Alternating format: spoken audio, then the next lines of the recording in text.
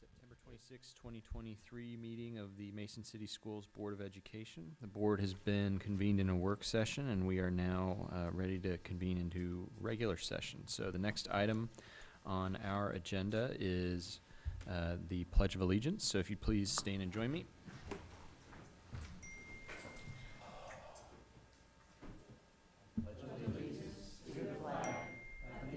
States of America, and to the republic for which it stands, one nation, under God, indivisible, with liberty and justice for all.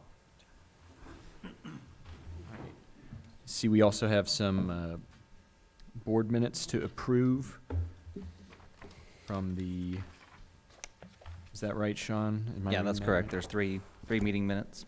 Okay, from the June 13th, June 20th, and July 10th meetings this year. So do I have a motion? So moved.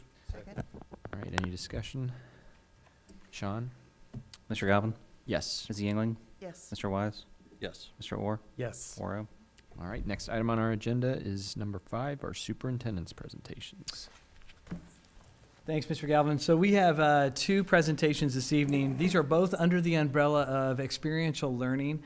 Experiential learning is something that we've been working on for quite a while in our district, probably for the last 8 years or so, and trying to grow the program where we're connecting students to authentic learning, career connections, and so that they can continue to explore who they are and what are some of the possible career pathways that they'd be interested in, and maybe even going off into the university levels and studying those. And so as we do that and we look for ways to connect our kids, we're going to highlight two different things tonight. One, you're going to see a video, which is our wayfinding video for the month of September, that will highlight a portion of our overarching experiential learning with our students getting connected to the careers in our communities.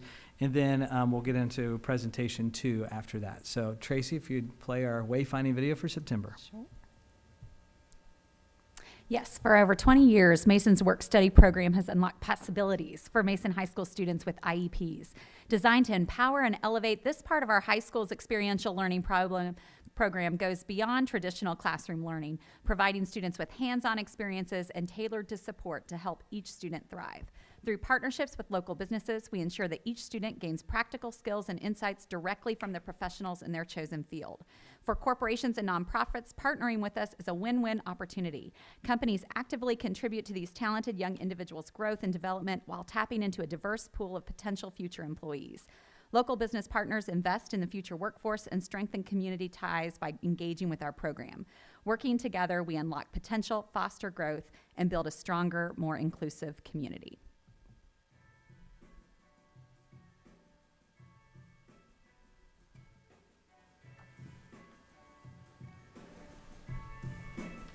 The big rocks are definitely a key foundation in the work-study program, and you can see them throughout the entire program. There's a variety of activities and experiences that happen. Some of them are in the classroom, some are around the school building, and of course we have many great partnerships in the community. And then all of them are focused on just giving young adults opportunities to practice a variety, we say transferable vocational and employability skills.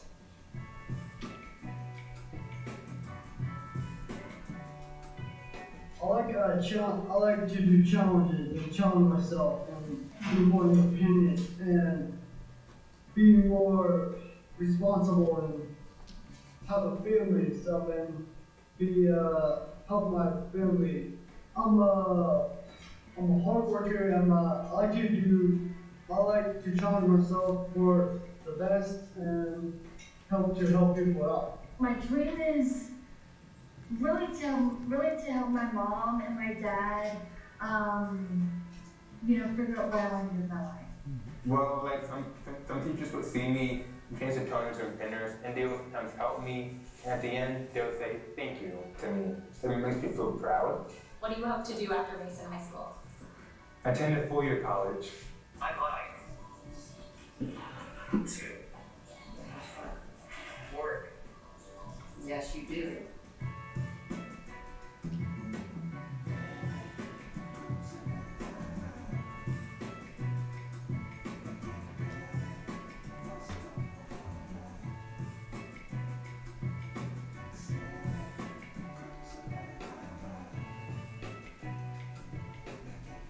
There's several businesses in the Mason area that have definitely been here, like I said, since before I even was the work study coordinator, and they just keep continuing to support us.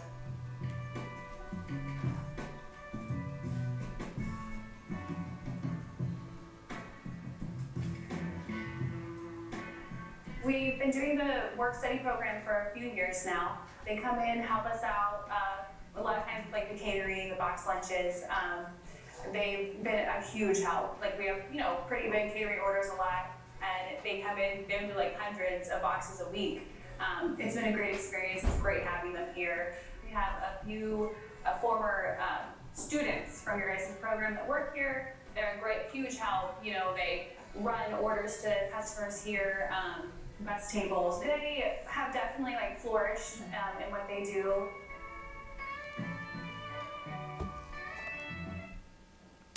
Thank you, Tracy, for giving us the wayfinding video this month. And you can learn more about that program. And if anybody has questions, please let us know. The kids are throughout our entire community all the time. And there's a couple key things I just point out, that all of the things you're seeing in this video and then in our next presentation are really dependent on the partnerships in our community. So that is such a key, that we have great partnerships. So if for some reason you're watching this video and you want to be a partner, reach out to us, because we are looking for ways to add value into our community through these partnerships.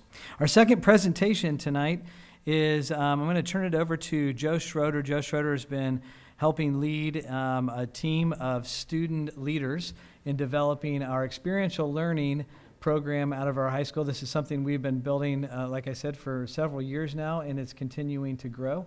And so, Joe, I'll turn it over to you. Yeah, so I'll be real quick. I just want to thank the board, Dr. Cooper, Mrs. Carson, for giving us the opportunity to actually provide an update on the experiential learning program that is now powered by a student-run team called the Comet Career Connectors.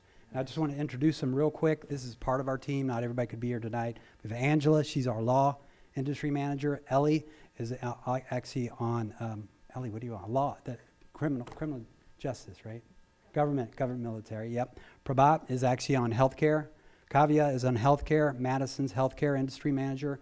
Then we have Fatima, who's marketing, and Liam, who is military. He's actually running the military fair October 3rd for the school. So, and then we're presenting today, we have Jacob Tartabini, who's our chief operations officer. We have Hamza, who is our business industry manager. And we have Annabella, who's our chief marketing officer. So I'll let the Comet Career Connectors take it. Let's go. Thanks. Thank you. I'm excited to be here tonight. I'm going to present about our progress, where we've started in this program and where we've grown into what we are today. We were a strong program. We had one staff member managing the whole program. She managed all the outreach, student preparation, and marketing. But we were at a capacity. We could no longer grow or expand the program. We had three main challenges we had to conquer. How do we serve more students? How do we gain more community partners? And how do we include the student voice in this process? And that's why we've piloted this past year the Comet Career Connector team, which is student-led. We have a total of 24 juniors and seniors.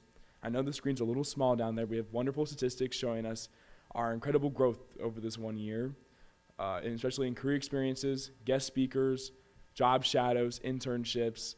Overall, we've expanded our experiences available. We've expanded our outreach, included new partners, and it overall helped more students.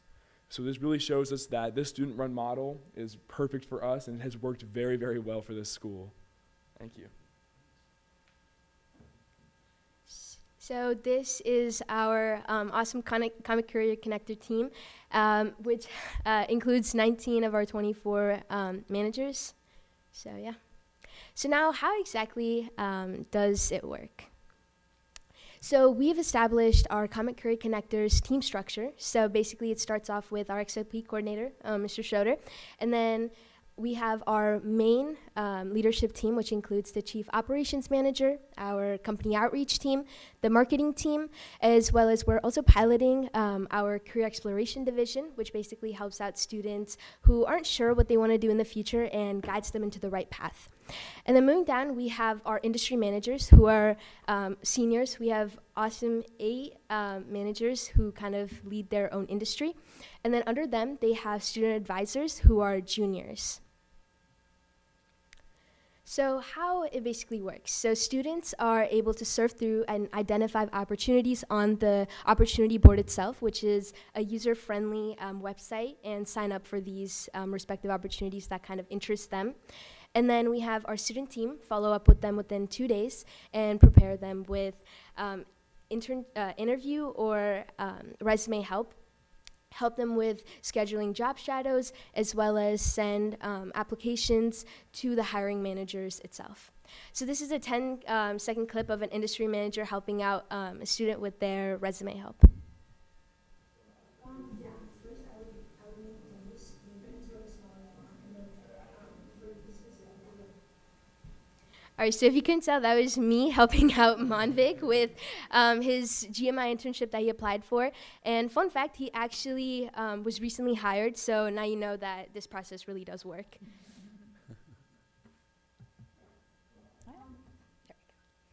So a little bit about the key tools that we use to kind of manage and keep track of each student's progress. So we have Google Forms for each of the opportunities that students sign up for.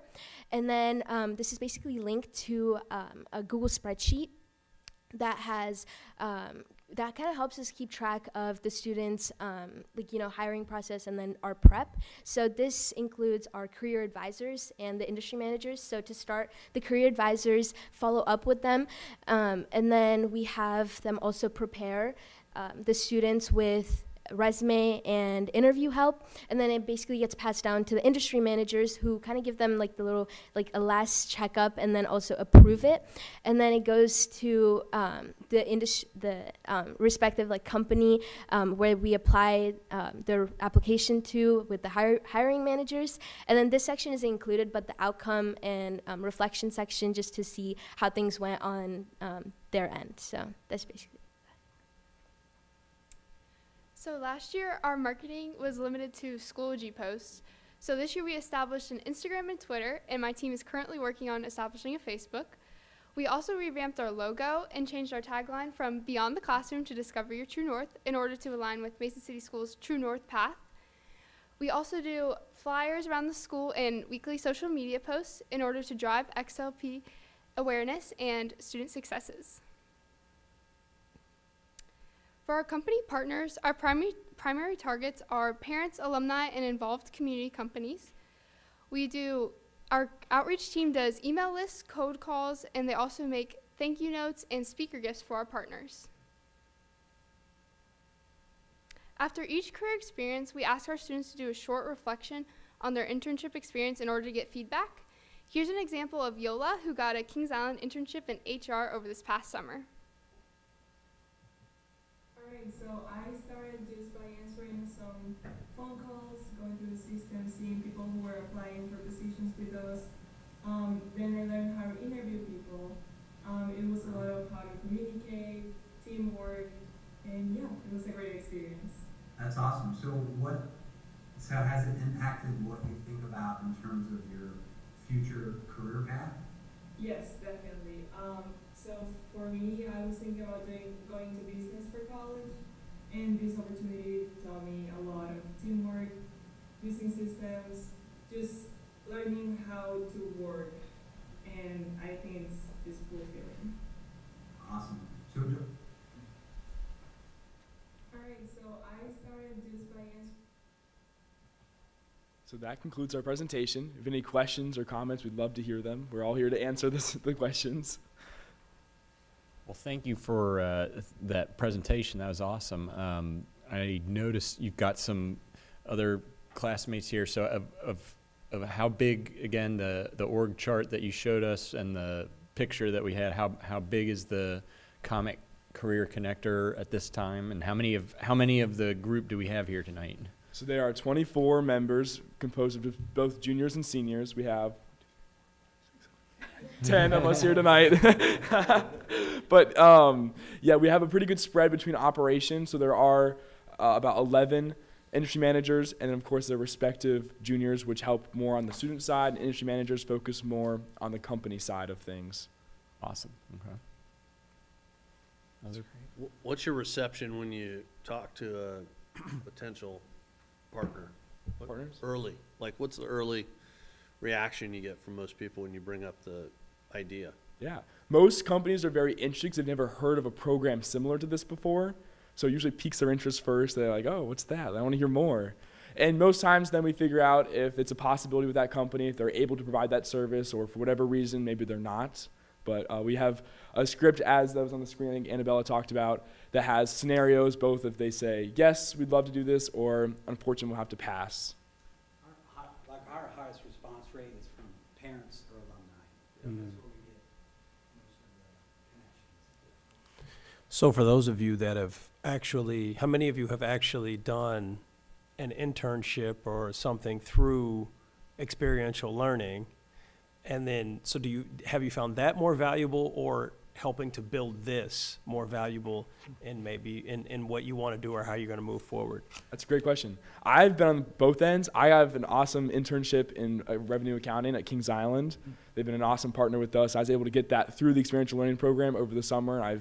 Because of that, they've asked me to continue there through the fall and winter. So I'm still there right now, which is really cool. And I don't know. I think they're both such different things. I've gotten to learn about more of my major that I want to go into, which is accounting finance. But then I've also gotten to build my evergreen tree, which is something Mr. Schroeder talks about all the time, is building something, your legacy, that will last here at the school. And it's just been really special and memorable for me, was building this program here at the high school. Do you want to add to that at all?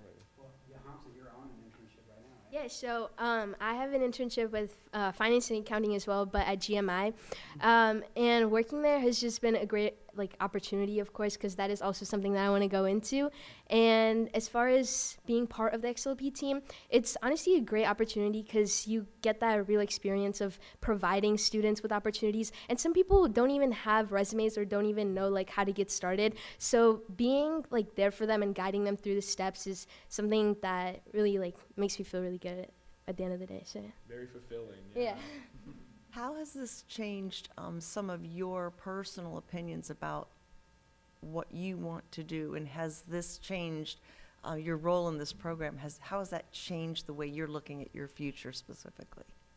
I feel very more in tune with not only being in the workforce, but also how to make a resume. You're just very in tune with some of those things, which means that, yes, I have a little bit of an advantage, but I can use that advantage to help other students get to the same point that I am. And it's very fulfilling.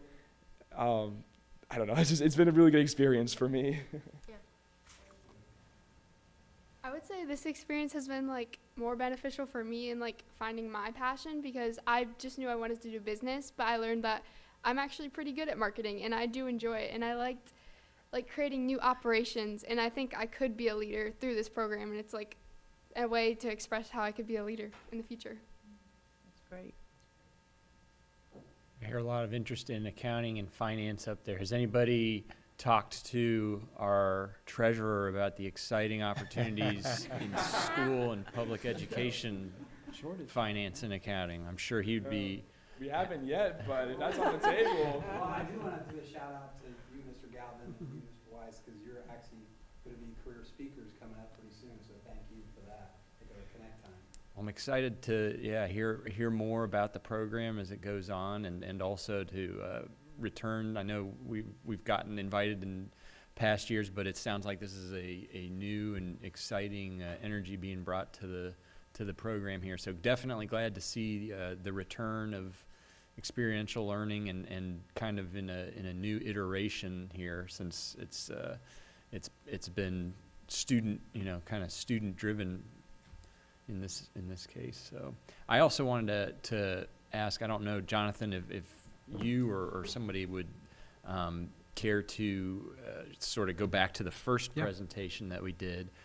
I didn't even know that we had McAllister's as a community partner, but I love going there for lunch and dinner all the time, so I'm thrilled to hear that they are a partner in our work-study program. Are there other community partners off the top of your head? I don't want to put you on the spot that we can. I know they have a sheet that's a cheat sheet that shows about 60-some different. A few of the key ones that you saw, the hangars right downtown Mason that used to be Springdale Cleaners. They are now RH Cleaners. They're wonderful. JJ maybe. And they are a terrific partner and have been just all in.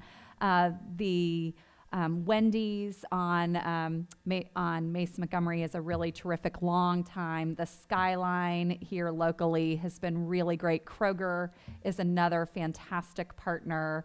And some of those have been year in, year out for many years. La Rosa's as well, right here in Even Mason. a couple of years ago, staffing was a little bit of a challenge, and so we needed some extra support. And so we actually, I know Todd and I worked with Student Nutrition Services and Rachel, and she brought some of our students even over to help with MECC lunch distribution and washing some of our dishes and different things there. So we have internships that are happening externally that you saw here, but also internally throughout our district. Just yesterday, I was at a meeting with superintendents over at the Hamilton County ESC, and a former student named Jakey, which is just a great kid that was here just last year, is in an extended program that was connected to this first and then continues on in a different program, but working out there in the world and making a difference and feeling good about things. But yeah, we could always get you the full list, but I know it's several just community partners around here, and our kids are doing great work. So. Well, I just, both in that presentation and this presentation, I want to commend all of you students who are taking opportunity to get kind of an early, jump start on what life after high school, what life after college is going to look like, and, explore some of these opportunities, because I think, I know this was not on my mind at your age, and you are miles ahead of where I was, I know, at that time. And I just think it's something also that at the same time, it doesn't have to be a thing where you decide, before you cross that dais and are accepting your diploma here, but it's a great jump start, and it's a great way to explore what your passions are and figure out maybe some things that you don't want to do, and cross those Yes. off the list and look into something else. So thank you for coming tonight. Thank you for building this exciting program up for us, and we have some gifts for you all. So if you want to maybe line up down here, we can shake your hand and pass them out. Come around this way. Yep, that'd be great. Great job in your presentations. Come right through here, and we'll shake your hand. Get you right over here. Good work, yeah. I love your story. That's great. Thank you. You're going to be a great leader. Joe, thanks so much. Great stuff. Liam, well done. You did a great job. Stay here. They'll do a picture with you. Yes, great presentation. Thank you. Yes. Yes. Thank you for sharing. Oh, yeah. It's so exciting to see what you've done in a short amount of time. They're going to take your picture, yes, so don't go through with you. I am government. Government. Okay, perfect. Can't wait to hear more. Thank you. Healthcare. Congratulations. And which healthcare? Okay. Good deal. Well, thank you. Mark?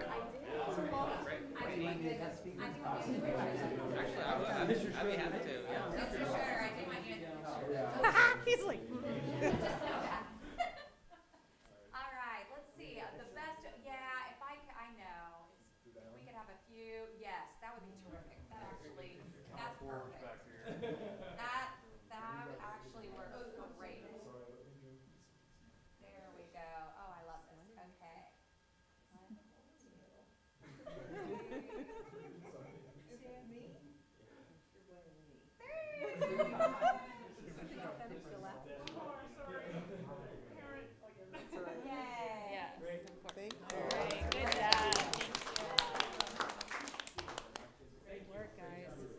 Pause here just a minute. If you can go. Find something, an exciting day for her, because otherwise, desk. That's what I was like, what kind of day you on? She's like, I want to see what he does. I was like, yeah, you'd be surprised. While they're settling in, and before we take a break, I'll just mention to everybody a quick reminder. The experiential learning I think it was about 8 years ago, maybe 9 years ago, conversation with Deb Gentine and myself and maybe a few others sat down and said we need to come up with ways to connect kids authentically to discovering what pathways they want out in the world. And so experiential learning started to build in our minds as a dream and started to become a reality. And Deb led that charge and did a phenomenal job at our high school doing that. Then we had, she moved to a different position, and then we had another person step in the position for a little bit, did a great job carrying the baton, then passed it on to Joe. And so we've just been fortunate to have people come along with our kids and grow the program. And what Joe has done, which has been really great, I'll give him a lot of credit. He came to us in several meetings at the beginning and said, there's so much growth and need and desire for us to do this, but I'm only one person, and how do I grow this? And came up with the idea to really turn this over to our students and give our students the voice and the leadership there. And you can see tonight just how that's grown, and that will continue to build the capacity. So it's like a little Indeed company that's happening inside our high school with our students running that. So I just want to make sure we gave credit to all those people, and I think we might have lost them, but Joe, thank you for your help in that. And Tracy, I'm looking, this is just off Google, is it TJ Dry Cleaners? That's it. I knew there's a J and a T. And Yeah, thank you. Well, no, I appreciate, their partnership as well. I'm always in need of somewhere to dump my stuff. The and sheet get it that dry was cleaned. working, that's Bud Strudoff's Cookies. Cincy Sammy's, that's right down yeah. there, a wonderful partner as well. You saw the brew house that helps all of our local breweries with the dog treats. The dog treats. But there are a number of employers, and thank you for pointing those out. Awesome. Well, thank you again. That concludes our superintendent's presentations. The next item on our agenda is hearing of the public. Tracy, do we have any tonight? Nothing tonight. All right. Item number 7, resolutions. Do I have a motion? So moved. Second? Any discussion? This is our annual appropriation resolution. So each year in September, as part of our compliance with Ohio budgetary laws, we pass our appropriation resolution. That kind of sets our spending caps for the year, and we'll submit that to the county auditor's office as part of our compliance. Thank you, Sean. Any other discussion? All right, Sean, please call the roll. Ms. Yingling? Yes. Mr. Wise? Yes. Mr. Orr? Yes. Mr. Galvin? Yes. Wario? All right, item number 8, superintendent's recommendations, personnel items. Do I have a motion? So moved? Second. Any discussion? You can click into this, and I know Tracy's bringing that up too, but you can see through here all the different personnel things that are being approved throughout the month. We go through this each time, all the different pieces. You have substitute teachers that are coming on board on here, so I will continue to encourage people. In section H on here, you'll see that, but if you're thinking about substitute teaching and want to try that out, Tanya McCall in her office will gladly bring you on and get you set up here to do that. It's a great place to come over and work. We also have a retirement on here that I want to make sure that we say thank you to Adele Lyons. She's on here. Adele has been in our district, I think, 25 years serving, overseeing with operations and keeping them on track and everything where it needs to be. So, Adele, thank you for your support. I think she's here through January. Is that right? Okay, I was trying to keep her through January, but maybe through December. So, I know Todd has done a nice job with his team on continuing to build a succession plan for Adele as she continues to move on to the next chapter of her life, and we're excited for her, and congratulations. The rest of the piece here, you can look through and see the different pieces people are stepping up to and supporting. So we have lots of classroom aid positions. We have shifts that happen with our bus drivers. So if you want to be a bus driver, we have opportunities there. When we have opportunities for bus drivers to move into new roles, they take those new opportunities and move into a different route, which might be more hours, and that opens up other opportunities for people to come on board to our transportation department. So if that's something you're interested in, we would encourage you to reach out to us as well. I think those are the only highlights. Everything else is pretty standard in here, and you'll see through those unless I've missed anything. I think I've got everything. Tanya, thanks. All right, thanks, Jonathan. Any other discussion? All right, Sean, please call the roll. Mr. Wise? Yes. Mr. Orr? Yes. Mr. Galvin? Yes. Ms. Yingling? Yes. Wario? All right, item 9, superintendent's recommendations, action items. Do I have a motion? So moved. Second? Any discussion? I just want to highlight a few of these so you know what we have here that you're voting on tonight. I know we've gone through all of these ahead of time, but just for anyone that might be tuning in. Hamilton County ESC, this is, they're supporting us in our understanding and growth and professional learning around MAP, which is a program we use to locally assess our students so we understand their achievement and their growth. And so this is super helpful for our own accountability and also projections on how we're doing. It also allows us to allocate resources strategically based on data, and it also allows us to support our objectives and key results for the district. So that's number A there in the professional development that's been a part of that. Warren County ESC, this is support for students that may not be able to be at school at this time. Red Key Express is an agreement that we set up for transportation needs that we are not able to accomplish with the current bus fleet or even our new van fleet. If there are additional needs, we have a service here, and they've been a great partner to move forward and get our kids to where they need to be on time. CARI is the Center of Applied Research and Educational Improvements. That's a group out of the University of Minnesota that we are working with to help us with our learner-centered supports. Systems of support. I knew that other S was in there. Actually, this is a great piece that we've been working on for the last couple of years leading up to this, and they worked with us last year and then again this year. I was able to be a part of some of the meeting, not all the meeting, that Dr. Brennan and her team set up, which was great to hear our staff and our talking about how we can continue to allocate resources to support students where their needs are and to continue to move forward based on the data and the needs of our students. So we're grateful to have that. It's a systematic approach to helping the whole child. Letter E here is a Butler County ESC. We also have, because we are fortunate to have lots of cultures and languages and everything coming into our district, we need the support. This is a SIOP program, which is a sheltered instruction program, which gives our students a little bit more runway before they are going right into classes and trying to learn the language and also the academic content at the same time. So this is a support process.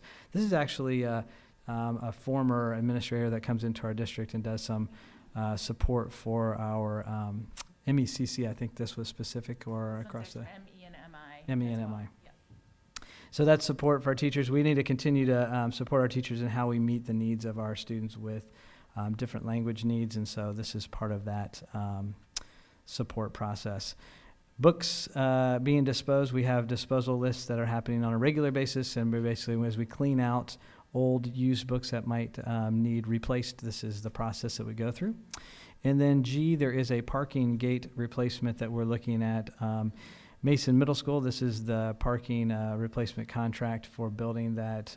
So if you, on the middle school, when you're driving by on Mason, or in Tylersville, if you are driving towards Kings Island, you look left, there's a little area right there where there's a gate that's not, it doesn't do exactly what we need it to, and we also want some protection there. So that is something that came as feedback from parents in our community and asked us to look at that, and so brought that back to Todd and our executive team, looked at that, worked with our architect, and we were able to design something that does the job it needs to for allowing trucks in and out of that area, but also creates a safe passage for our students going from one wing to the next wing. So did I cover all that?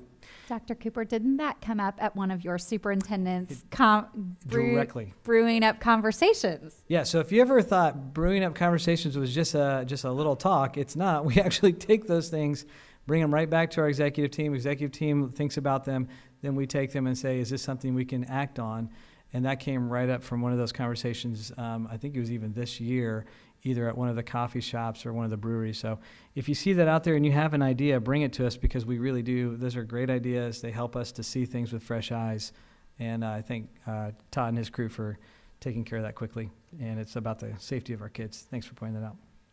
I think that's all the items on this piece for tonight. Awesome. Thanks, Jonathan. Any other discussion?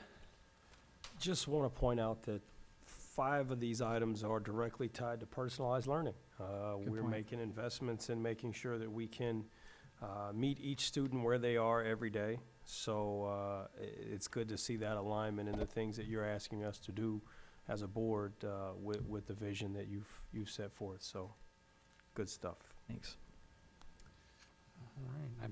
I might prefer COP to PSYOP on the acronym there for Sheltering Instruction Observation Protocol. We could but say we can COP. workshop Yes. that, yeah. All right. Any other discussion? Sean, please call roll.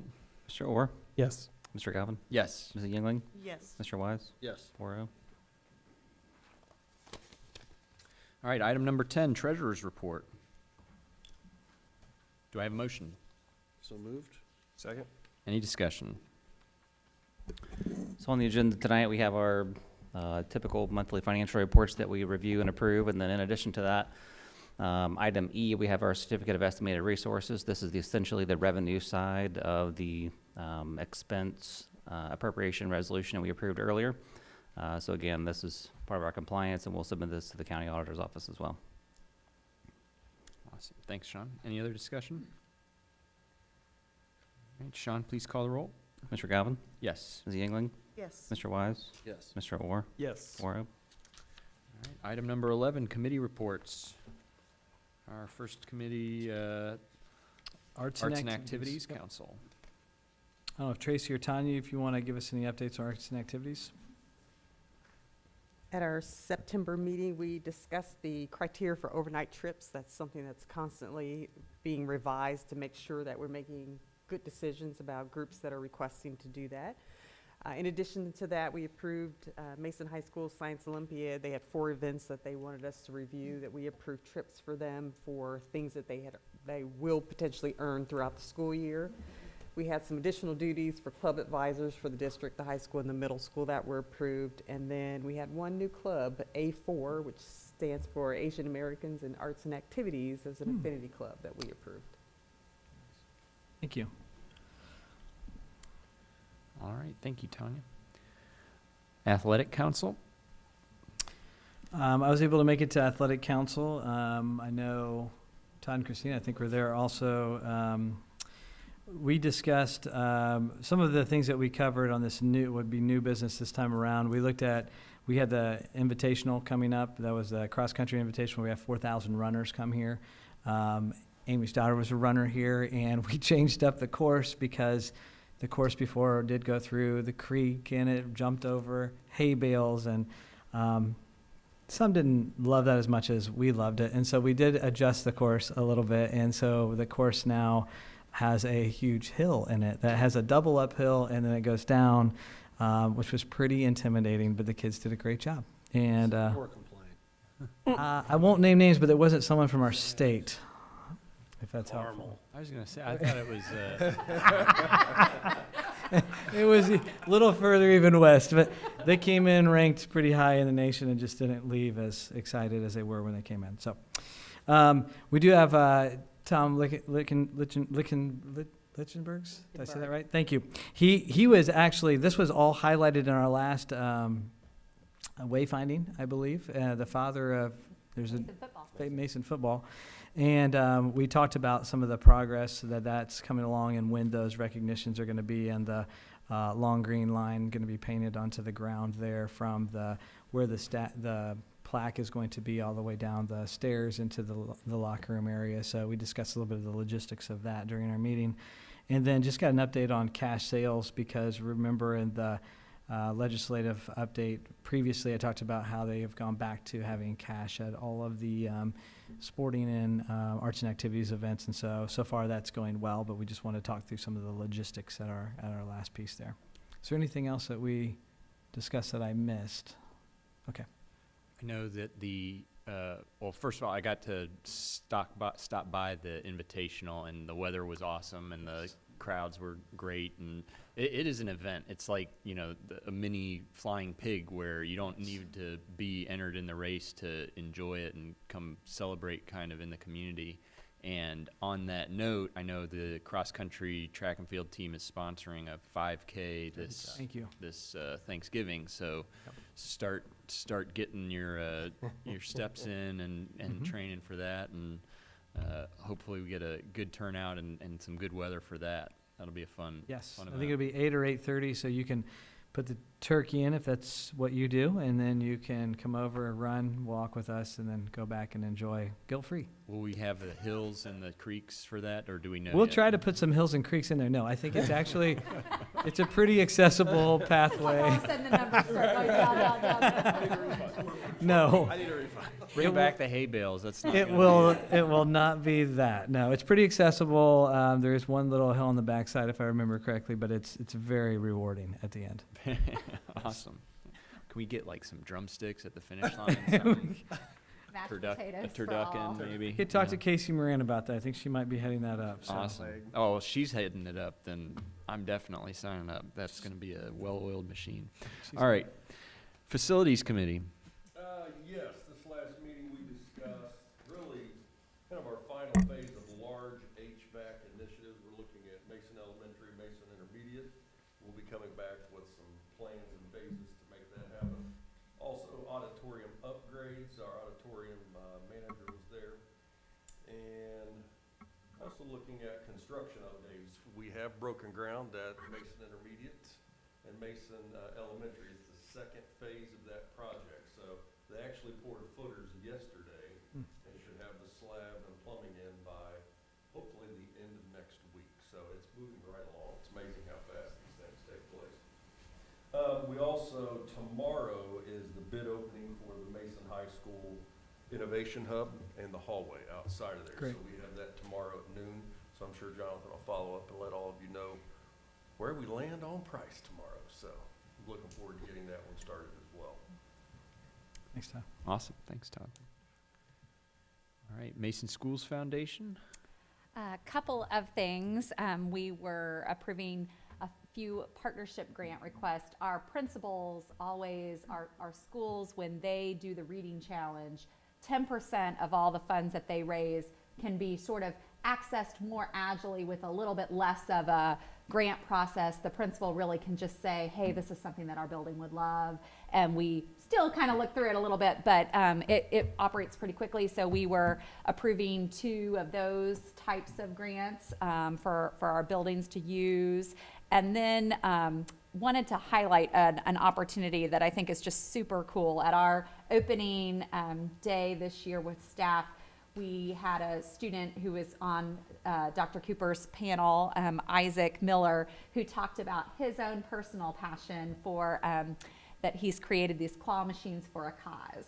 Well, that message that he had of giving back resonated with one of our staff members who is a health teacher at the middle school, also a Hope Squad at the middle school advisor, Stephanie Elfers-Brittingham, who is also a class of 2003 grad.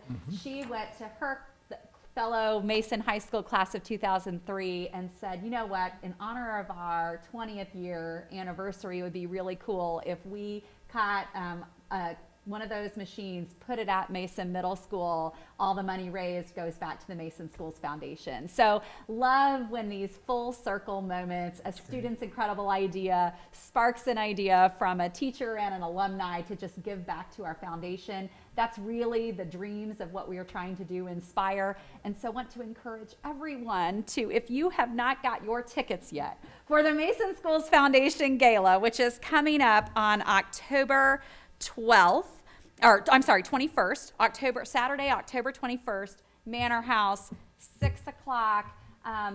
We only do this every other year. It's definitely something you've got to have on your calendar. It's so much fun.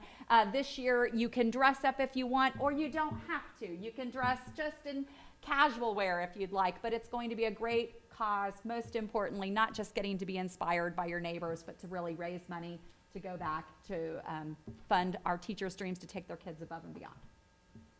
Awesome. And I know they've also got the silent auction is starting to populate with items. It is, and there's some good stuff on there. There and you are don't some- have to attend in person. There are some items that if you can't attend, you should start to check out and see what you would like to try and bid on. And also, I'm sure if you have something you'd like to contribute to that, they would welcome that to have that as part of their auction as well. So So Joe Burrow, if you're out there and you would like to have some kind of we'll take it. He's up. I think he's got there's a helmet on A there helmet right or now. a ball or something. That'd Yeah. be I think great. he had this DVR'd for tonight. I'm pretty sure. Relaxing from Jamar's got something up there too. Yeah. Rest in that calf. Yep. That's Yep. great. Watching Yep. All right. Well, thank you, Tracy. Student Achievement Committee. Sure. For our first meeting of the year, we had an opportunity to hear from Dr. Cooper of an overview of all of our OKRs and an introduction to our OKR process as we were bringing on some new committee members. And then we really dug into our objective 1 of ensuring growth for each learner through personalized experiences, and got to explore and see in practice some of our strategies around how we're doing that. One at middle school, we hosted our meeting, and so we had an opportunity to visit some of their classrooms and learn about their investment in supporting staff and student goal setting. So we know that goal setting is a really important practice in personalizing learning. It's a way for learners to own their learning more. So if you're not just doing what someone else tells you you should, but you are really setting some personal goals for yourself about how you get there or where you want to get, your investment in learning goes up. So if you visit the middle school, you'll see in the hallways evidence of staff goal setting. They have a road trip theme this year, and so there are bumper stickers that are outside of teachers' doors where teachers are sharing their personal goals, and they're on dry erase, so they might evolve and change over the years, so they can continue to update them. And then got to visit some classrooms and see it in action with some teachers who have been really working hard to develop this practice with their students as well this year.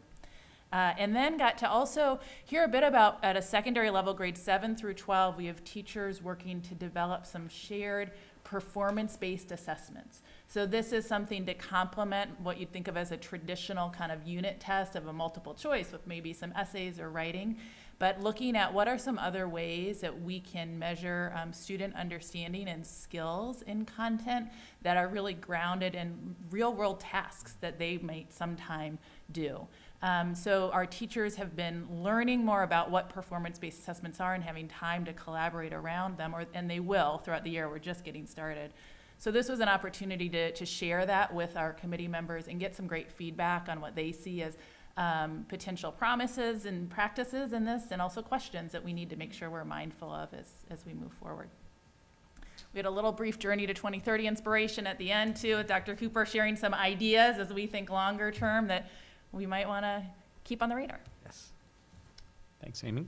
Amy, I just want to tell you that when we went into the classrooms at that meeting and we talked and observed some of the kids making their own goals for their life, I had that come full circle with some parents that I ran into, and they brought that up to me about how their child is coming home thinking about those things. Mom, I need a goal. What do you think about this? And what would be the ways, the steps I need to take to accomplish that goal? And it was just so heartwarming, so rewarding to see that. Thank you for sharing that. Awesome. All right, that is the last of our committee reports. Legislative update. Well, for the legislative update, there is not brand new activity, but there's lots going on. Everyone's come back to work in Columbus, specifically around some of the proposed legislation. I've had a breakfast on Friday of last week with all the legislators from this whole region just to hear their priorities. That's kind of how we kick off the new year of their work, is listen to their priorities, get to ask questions, give them some of our needs. Specifically, there's some things we had discussions around attendance and how that's being calculated. We talked a little bit about that because they're doing some tweaking to that.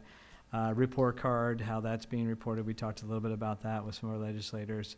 And a variety of other things that impact us directly here, even some timing on when assessments are given for ESL, just trying to get some adjustment and some flexibility so that it would serve our purpose as well. So a lot of that is ongoing conversation right now with legislators, and we'll continue that.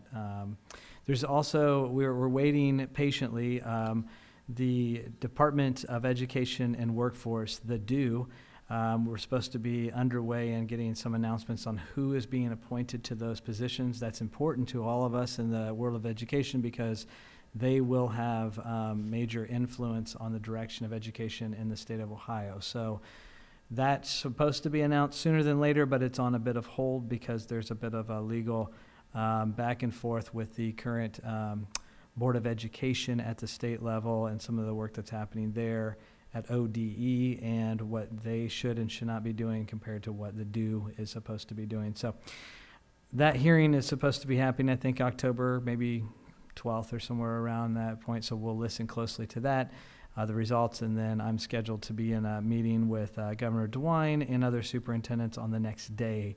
They're anticipating making announcements there. So hopefully next time we are together, I'll be able to give some updates on some of the practical things that are happening in that department and how that's going to impact us. Why let one department do the work that two departments can Thank do? you for that. Was good. Yes. All right. Love that. Well, Now we know why they call them the yeah, there you go. The doers. All right. Administrator commentary. Tracy? I just want to recognize we're in the middle of Hispanic Heritage Month right now, and we have a really important Windows and Mirrors event coming up. Our DEI Council is actually partnering with the Spanish National Honor Society with funding from the Mason Schools Foundation to present kind of our Hispanic Heritage celebration. And there was a reason I said October 12th before, because I was thinking of this event, October 12th, Thursday, 6 to 8 p.m. at Mason Intermediate. If you've been to one of these events, it's just a lovely opportunity to come together as a community. We have music from Cincinnati Baila that will be performing with dancing. We'll have other students performing food samplings from Tortilleria Garcia. At no cost, just come and enjoy all kinds of activities for kids to do, and really also kind of a picture book tasting, so you can just see some of the beautiful literature that's being read in our schools, and really just to come out and celebrate. So encourage everyone to come out on October 12th to Mason Intermediate. Thank you, Tracy. I'll just chime in with kudos to our Comet Career Connectors and Joe Schroeder today. As I listened, I was just wowed, and really also thinking about all of the connections to our personalized learning rock. So it is about all the professional learning and the support for educators that we put into place, but ultimately, if you look at our definition, it's also, we say it's a progressively learner-driven model. It's about our learners, our students taking more and more ownership over their own learning, pursuing their passions, leaning into their strengths, and learning that's meaningful, authentic, and rigorous. And you see that written all over what they are doing. It's a sort of opportunity, I think, that makes our students excited to come to school, right? Like, I get to go do this today, and it's been exciting to see how Joe has grown that program, where it was starting from a great foundation, but bringing in that level of student ownership is just a wonderful example of our personalized learning rock in action. Thanks, Amy. Just want to take a moment to say thank you to our community members who have signed up to serve as subs in our district, and educational aides and bus drivers, and to encourage you to continue to do so. Thanks, Tanya. So last year, we all came together for the Portrait of a Comet work, and we had the design team, we all came together. So this year, we're actually starting to make progress on that work, building on our 3 rocks in that foundation that's very solid and really, I would say, in our DNA. So my highlights are going to be relative to that. First of which was the Thrivers book study. Robin Jordan, our new learner and family engagement administrator, as well as Tracy and a myriad of others, helped put that event together. And the book Thrivers is really a fantastic guide for educators as well as parents. And it focuses on competencies and skills, and actually kind of gives you some tips to be able to do that from your different vantage points. So Robin, in helping to get this event going on, we had these stations all around if you weren't able to attend, and you were actually able to do different tasks to show your competency. One was, how many things can you do with a paperclip? So that was creativity. So the competencies inside the book didn't align perfectly, but they were close. So we fused them so that the attention was really on our portrait skills, and then it dovetailed with the Thrivers. Second is the Comet Career Connectors and Joe and all of that incredible work. I mean, finding your true north, they're really helping to be able to do that, as well as those students being able to use all of those COMET skills. And even part-time jobs, which is also part of the experiential learning at this point, you're going to get those core portrait skills there. Communication, you know, empathy, all of the things, even in an entry-level job. So kudos to Joe on that. He's done an incredible, I mean, I get goosebumps when they were talking. I'm like, that is awesome. To me, that's the model that all schools should go to, and it's the only way we can go to scale and to really be able to have 100% of our juniors and seniors doing experiential learning. And lastly was when we were at Student Achievement, and we were in the middle school, and we saw the goal setting. They were tying those goals, and the teachers were leaning into the student strengths. So they were reflecting, they were doing work, they were infusing their strengths and using that as their vantage point. So if you think about that portrait skills and finding your true north, knowing your strengths and your talents is a key piece of that. So I just give kudos to everybody that's really put all hands on deck to get the portrait off the ground. Thanks, Christine. I'd like to recognize Adele Lyons. She is definitely going to be missed. I know I think of my 8th year here in Mason, and I've always worked with her. And what's really been cool is watching how her and her husband have planned this over the last 5 years. And they're going into it and looking forward to the next chapter of their life. And what's even more interesting when we think about meaningful relationships, Adele's retiring, George retired last year, and then one of our other maintenance guys who's already put his resignation in, he's retiring in December as well. They all have a vacation planned together for like a month in Florida. So when we talk about meaningful relationships, it's like the whole department. I just told the other ones they're not allowed to go. But it's like the whole department, they're friends outside of work. So when we talk about meaningful relationships, it's been great to be a part of that and really benefit from that as a person, about having that family unit while you're at work. So it's kind of sad for me, but it's great to see that they're moving on. And we're getting lucky with some of the people we're able to bring on in replacement of these people, but I just can't say enough about how much these folks are going to be missed. Thanks, Todd. I wanted to thank as well Mr. Schroeder and his team of students for the impressive work that they're doing.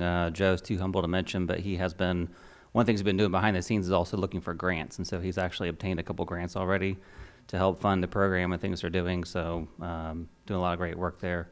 I'm also very excited to hear that the pipeline of future accountants is strong. So I will look forward to expanding that group in the future as well. And congratulations to Adele. Yeah. Thanks, Sean. I like that. Experiential learning in the treasurer's office would be a, That would be. yes. Still haven't hit too many buttons, but Superintendents in that group, a lot of accountants. I was listening for, I did hear an attorney. That is, so we'll get some superintendents out of there. We'll get them on the right path. That's right. I started out as an art major, ended up as a superintendent, so you never know. Here's a few just quick highlights. I just want to say it again out loud. Mason Schools Foundation Gala, October 21st. If you're going to choose a gala to go to this year, that's the one. Like, so if you're questioning, like, should I not, do it. Like this, you will not regret it. Everything that we raise there goes right back for our kids to advance things like book studies, for supporting our families, supporting our kids, supporting our teachers. So please consider that or jump online. Right after that, that's October 21st again. October 26th, I think it is, maybe a few days after that. Do I have that right? Is that right? Made Chamber, Gems of Excellence. The reason that's going to be exciting, whether you can get a ticket there, I think it's probably sold out by now. I don't know, but you can check it out. But we have Tracy Carson that is up for an award that we're going to be there cheering on and waiting to find out more. Eric Messer, I think, is also up for one of the categories, not against each other, but he's he's been voted into one of those. And then the Mason Schools Foundation, who's hosting the gala on October 21st, is also up for an award. So we're excited to see them all succeed. We'll be cheering them on that night. Kiwanis sent me this letter. Tracy, you probably knew this. They sent me this letter. I received it just today, so I thought I'd bring it with me. But it says, congratulations, Dr. Cooper. We are proud to let you know, or pleased to let you know that You have grants totaling $10,500 coming to the district to support multiple things, students in need, programs that are important to connect our kids. So talk about partnerships and people in our community. The Kiwanis Club of Mason, thank you for that very generous contribution to support our kids in our programs. And then finally, we did a little something called HOCO 23 this last weekend. Homecoming was great. Beautiful night. Last 3 minutes of the game, so anybody that left a little early, I totally get why, you got to get in bed. But the last 3 minutes, boom, we won the game. It was so exciting, and we held the crowd off, and Javaris is there and some other administrators, I don't know if there are any others here, holding the crowd off, and they stayed. The kids were good. And then the next night, we got to hang out again. And so the high school administrators, some others, myself, all got to hang out over there for the largest dance in Ohio. So we have about 1,500 kids come to the first dance and another 1,500 come to the next dance, something about like that. And it was good. The kids had a great time. They did a good job, behaved, and we got out of there okay. So we all came in. We all came in with a lot of coffee, I think, and caffeine on Monday morning because it was a long weekend. But I appreciate our high school administrators. They go above and beyond. They care for our kids. They watch their safety, and they make sure it's a fun time for all of them. And they know our kids. They care for them and make sure they get off and get home safely. So thank you. I feel like there's like a rebuttal needed or something. Hey, no? Okay, all right. All right, good deal. All right, thank you, Jonathan. All right, board commentary. Ian? I think it was Hannibal from the A-team who said, "I love it when a plan comes together." Yes, it was. And while it's not completely together, it's really special to watch the component parts of what's happening in this district begin to congeal and really move us to 2030.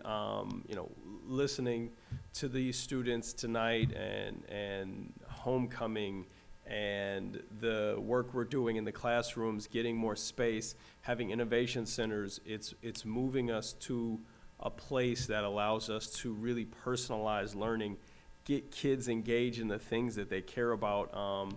So, that move to the movement to 100, having 100% of our kids engaged in some meaningful extracurricular is really important, but it's also important that we get our families engaged. So, Christine, to the Thrivers book study, it's a great opportunity for our families to come together outside of the school space and talk about what it means to be a parent of a student in this district, and whether they're a super high performer or they need support or they're somewhere in between on any of those spectrums.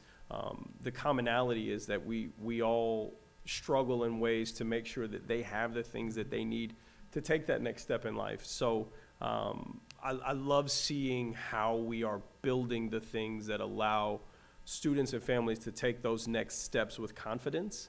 You were talking about Jakey down at Hamilton County ESC. Those kinds of opportunities exist here, and school districts come here to see what we're doing. So it's never lost on me that we can provide those opportunities. So this is really my long plug for families to go. I think it's on our website to sign up for a small group to engage in our year-long book study on Thrivers. And I'm sure you'll get something out of it and really be better for it. So, Thanks. Thanks, Ian. wait, whoa, I lost this. So this get up is. I was gonna compliment you on your tie tonight. Yeah. So this gentleman here is a Bomber, and I'm a Tiger. And our schools had a little football match, and I'm a man of my word. So this is my attempt at wearing your school colors. Looks good. Okay. All right. I don't know if we play this year in basketball, but double or nothing. Yeah. We can go double or nothing. How about a swim meet? We'll take. Nope. My first high school football game. Well, I'll save it for my commentary, but. I just look good. Look okay. good. All right. I'm glad we got to sit close to each other. So, thank you, Ian. You're welcome. All right, Kevin. I'll wait to hear yours.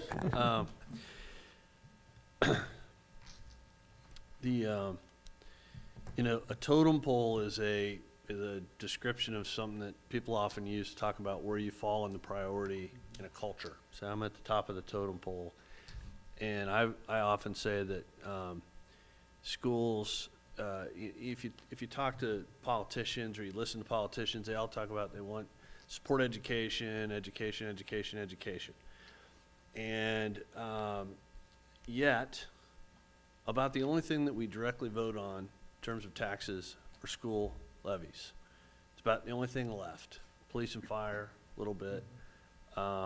That's about the last two things that national and local politicians know that residents, that constituents will vote directly for. So, Sean gave us a nice report this week. Good reminder. In an off year, I love talking about items when there's no school levy on the ballot or anything else, to remind people that in this massive, I was also having a conversation with someone that was asking me about how inflation was impacting schools, and it impacts schools, believe me, in a lot of different ways recently. But the way a lot of our schools are funded are through property taxes. And everybody's seeing what property values have done in the last few years. Up, up, up. Amazing valuations, particularly in certain communities, some that have good school districts. Mason is one of those.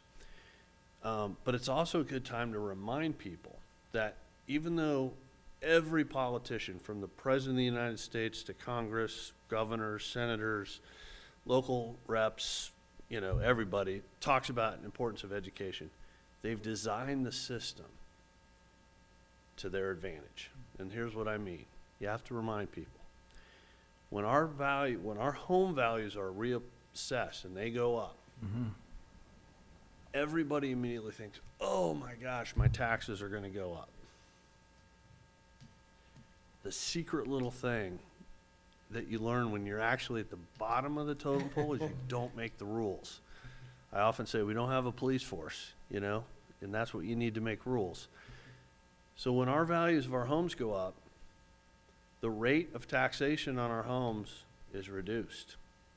So the flat amount that you pay in property taxes to your schools actually stays flat. So the revenue going to your school stays flat. Now, that has all kinds of other applications to the state and how the state can make money off of that deal and everything else. But the schools also face the negative impact of inflation. And so, so Sean wrote up our, a summary of how that's going to potentially impact Warren County next in 2024. Is when they do a primary upgrade on all of our home valuations. So everyone's going to get a notice next year of all your value of your home's gone up and what's happened to your taxes. And I think it's just important that we take moments to remind people that it takes a vote to raise your taxes for schools. But it's also a reminder, when you think about it, that's the only place. Everything else, they just jack your taxes. And you don't get a vote. You vote on people who vote on taxes. So what that means is we have to be strong in our long-term planning. We got to have a strong forecast at all the time, both in our operating side of our budget and our permanent improvement side of our budget and our facilities and capital. And I commend Jonathan and the team and Sean for keeping that long-term focus. We always have to keep a long-term focus. The minute you start into a short-term cycle, you're going to run right into the ground with the kind of funding model that we have. So, Sean, thanks for the reminder. This is just a marker we're putting out there. I know there's only like 4 people listening. Probably my mother is one of them. So only 3 people besides her. So, but still, it's important to get out there because that kind of planning that we do is critical. So that's it for me. Well said. Thank you, Kevin. Connie? Good point. And true, every bit of it. Kind of sad, but one of the things that has changed in our community over the past little more than a decade is the Mason Schools Foundation. And they step in and try to help our teachers, our staff, be able to do things for for kids that are above and beyond what the district can and typically does provide. And Friday night at HOCO 23, I had the pleasure of spending the evening with a family that purchased a board experience at last year's auction. And one of the things, we kind of let them design what they wanted to do, and one of the things that their son wanted more than anything was to be a part of that Friday night football spectacular. So we had a tour of the press box, we were in the locker room to hear Coach Kastner pump up the guys. The kids were amazing how they interacted with this youngster that was with me and their family, his family. As well as some other kids. Player of the week from our local community teams were there. So my point to all this is, if you go to the gala, or even if you don't go to the gala, you can bid on auction items, and I can guarantee you, we had a fantastic time, and it was worth every penny that family paid to the school's foundation to enjoy that evening. So it is a lot of fun, Tracy. It is an event that comes around once a year. It is totally worth pumping up people about it, to build their knowledge about what that foundation does for this community. It changed the game for a lot of our teachers. So thanks to them, and come on out and participate. It's fun. Thanks, Connie. All right, so back to my first high school football game as a freshman at St. X was back when we had a grass field and we welcomed the Withrow Tigers. Yep. We were fortunate to eke out a win on our way to a almost undefeated season until we faced Cleveland St. Ignatius, Tony Gonzalez, who played both ways. He was like the Travis Hunter of Ohio in 2002, just offense, defense. And that was the last time the Withrow Tigers played St. X in football until a couple weeks ago. Hence the friendly wager, and hence Ian Orr, man of his word.